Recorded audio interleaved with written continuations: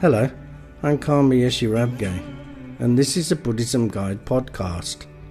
You can find more podcasts, blogs, videos and guided meditation practices on the Buddhism Guide app. Download it for free from the Apple Store and Google Play.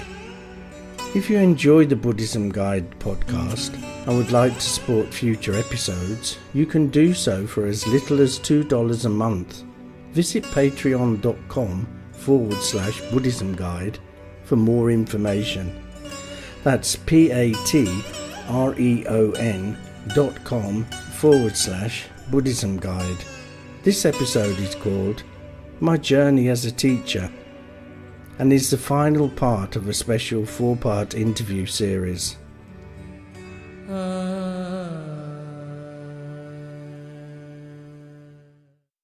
You've been studying Buddhism for decades, and the last decade you've deepened that study through becoming a monk. And now you find yourself in a situation where you're not just a student, but you're also a teacher. You have your own personal students in India, most of whom are Indian, and you find yourself in a situation where you've actually become a guru to those students. So can you talk a little bit about that experience and how being a teacher has changed your personal practice and understanding of the Dharma? Firstly, I don't see myself as a guru, and I think this is an old-fashioned word, and in India the word fits nicely, guru, it's okay. But in Western terms, I don't think, it fits into the Western type of culture. So I would just see myself more as a guide or a mentor, just here to, try and spread some of the Buddha Dharma. And, just to help people to get to know themselves and, who they are and what makes them tick. If I can help people along that path, then that's how I see my role, not so much as a guru. And how it's changed, I think it has changed because, when you're teaching somebody, then you have to think carefully about what are you saying, what are you trying to get across to people and how will the people understand this. So I think, becoming the mentor or the guide, you have to really think carefully. This is a big responsibility. And particularly in Buddhism, where we're talking about the mind, then, you have to be extremely careful what you're teaching. So I think, it's made me a better practitioner because it's made me focus more. It's made me, when you're teaching something, then sometimes as you're teaching it becomes even more clear to you what you're saying. So I think it's helped me a lot. But as for a guru, no, I don't class myself as that. I don't see myself as that. I don't actually see myself as higher. I mean, with the word guru, it seems you're higher than the student. You're some sort of, special one. And I clearly don't think that's healthy. And, it's not something that I think about myself in that way. So I think, I can learn from the students. Everybody has their own different interpretation of things. I can be putting something across from my perspective, and somebody has a different perspective. And then, I can learn. So I think it's, for me, it's a two-way thing. So it's helped me a lot to teach. And, for the guru type figure, that's not me. So when you read spiritual books and biographies, then there's lots of descriptions of mystical states and awakenings and enlightenments. And you read this and many people are intrigued and attracted to people who have those perceived qualities. So even though you don't see yourself as a guru, you're in a country where gurus are not foreign currency. They're actually part and parcel of the culture here. So, right from the beginning of your education when you're learning the alphabet, then the person who teaches you that will for the rest of your life be a guru.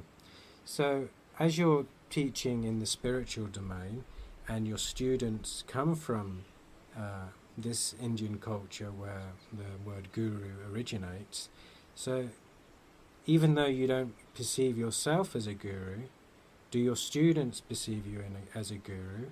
And if so, how does that make you feel? Yeah, they do. And no matter how much I say to them, I'm not an enlightened one, I'm not a guru, I'm just a teacher. Then the more you say that, the more they think, oh, look how humble he is, he definitely is enlightened. So that's a vicious circle. I found that it's best not to even, start to deny. Because once you start denying, then they think you really are. That's the definite proof that you are. So, I've learned to just accept that this is the culture in India. And this is, how they show their respect. So, I accept that. I don't feel that. I don't believe that as for myself, but they do. They see me in that way. And all around the world you see that the teachers who are put on a pedestal start to act with superiority and start to have some sort of entitlement, and they start to believe I am the chosen one, or I am the precious one. So, I make sure that I don't get myself into that position. I don't put myself higher. When I'm teaching, I sit on the floor the same with the students. I don't want to fall into the trap of, I'm a precious one and you're blessed to have teachings from me. So please come and touch my feet and, you'll reach enlightenment. That's, I don't see that. I don't see that's helpful in any way. Do your students believe or project onto you magical powers, mystical states, enlightenment? Yes. And they do. And do they ask you for transmission of those mystical states and enlightenments, and how do you respond to them?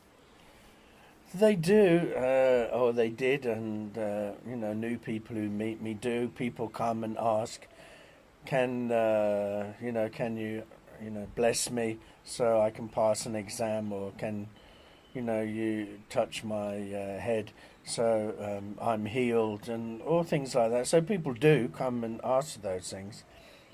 And as for the asking me if can I do something so they become enlightened, I am doing something.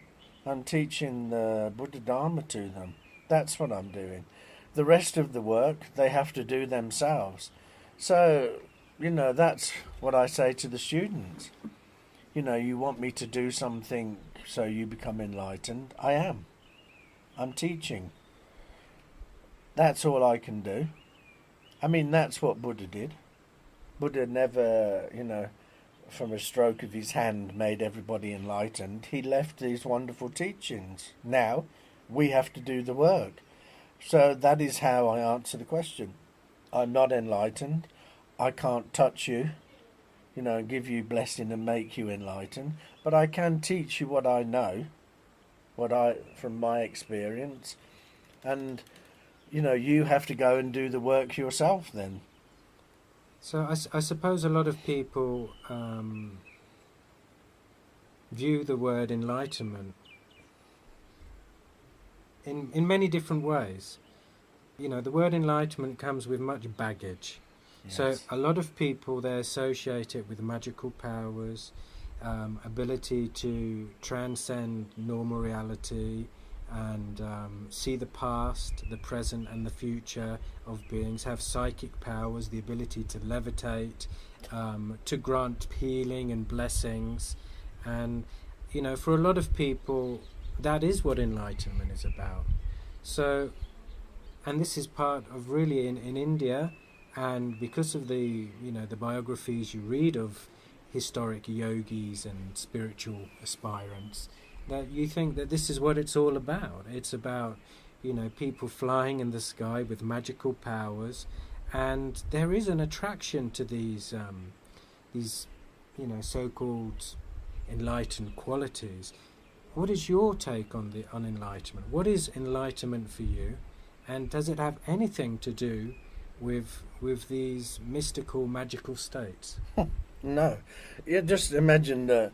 So, look at me, I can fly in the air. Okay. So, is that going to stop any of your suffering, or will it bring more suffering?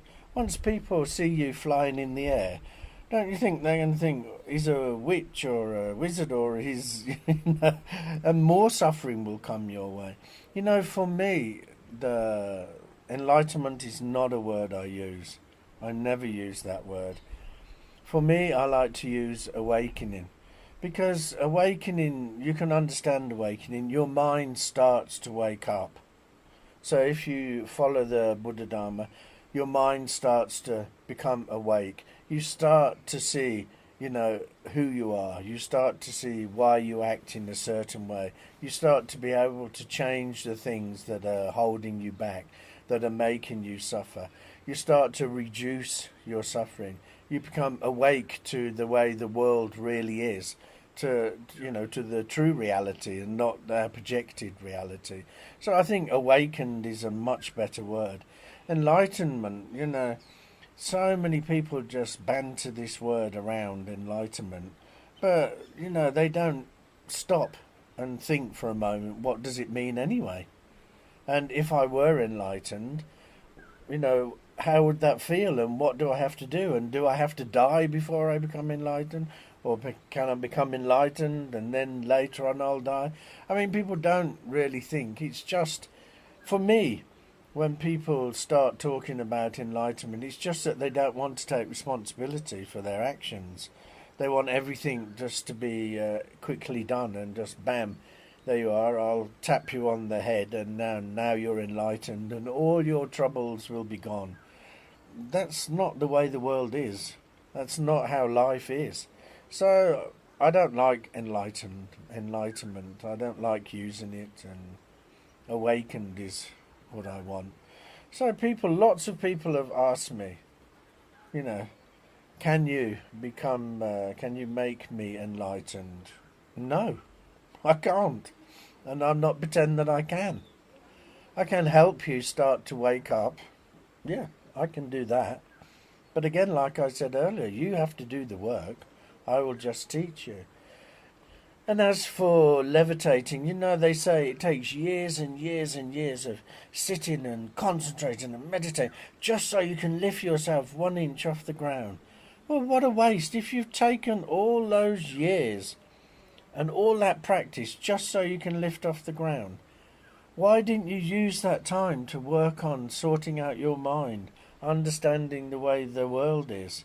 I think that is a much better use of your time than trying to do a trick. Look at me, I can levitate. Lovely.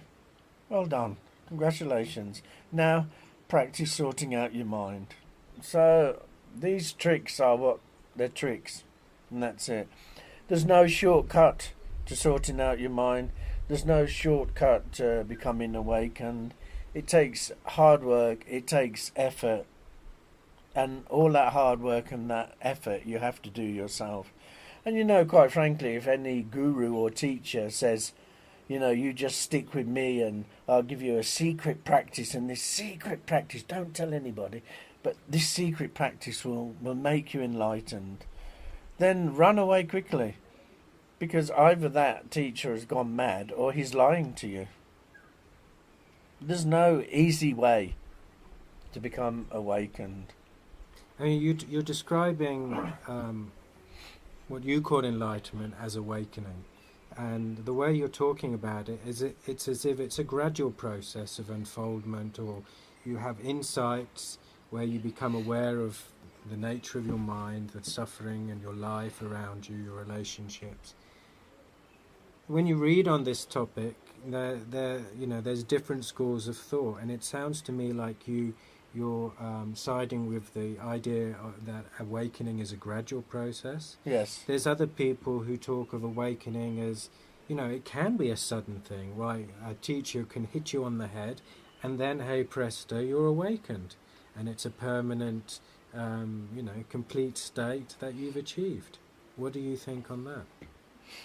I can only talk from my experiences. If there's a teacher out there that is doing that, then we should all be queuing up outside his door so we can all be tapped on the head and then all become, awakened. So, I can only talk from what I know, from what I've experienced myself.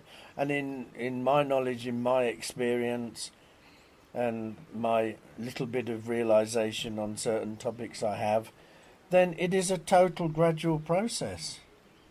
It's taken all the years of our life to get our mind to this position. So it's going to take, many years to get our mind to become awakened. You can't just suddenly, oh, now I get it. It's not like that. It's not just one thing we need to understand. You need to really understand, your thoughts and, where they're coming from, and, why do I get useless thoughts, and, our emotions, and why can't I say concentrated, why can't I be mindful?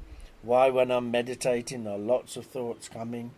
It's a real gradual process. First of all, we have to understand that we are suffering. That, maybe we're having such a good time that we think we're not suffering anymore. We don't suffer.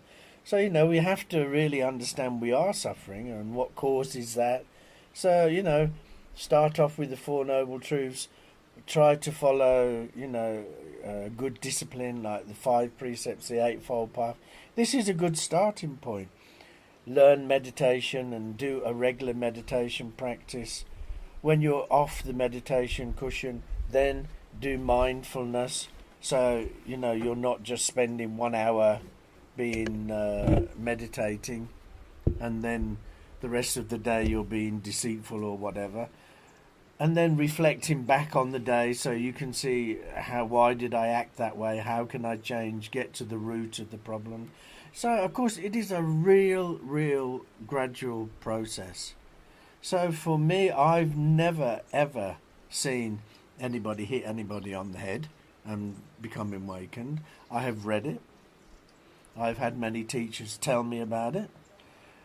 And when I've questioned the teachers, they've never known anybody who's done it, but they've read it and they've been told it. But I've never met anybody that's done it. If there's people out there that have done it, then good. But even my understanding of that is that you have to do lots and lots of practice, and you have to build yourself up to a certain level to get to the point where somebody can tap you on the head. So then even that's a gradual process. It's not like somebody walking down the street and somebody taps you on the head and then, whoa, hang on, I've become awakened. So even to get yourself to the point of being tapped on the head, it's a gradual process. You need to do the work. It's your mind. Only you can know your mind. Only you can change your mind. Only you can work on your mind. All the teachings are there. You have a good teacher who can guide you through all these practices. But you have to do the work. There's no shortcut. I don't believe. I mean, that's my experience.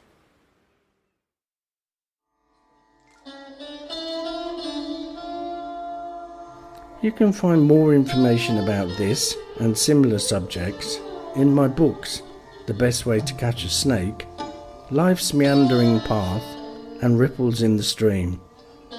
They're all available now on Amazon and Kindle. And don't forget to check out the Buddhism Guide app.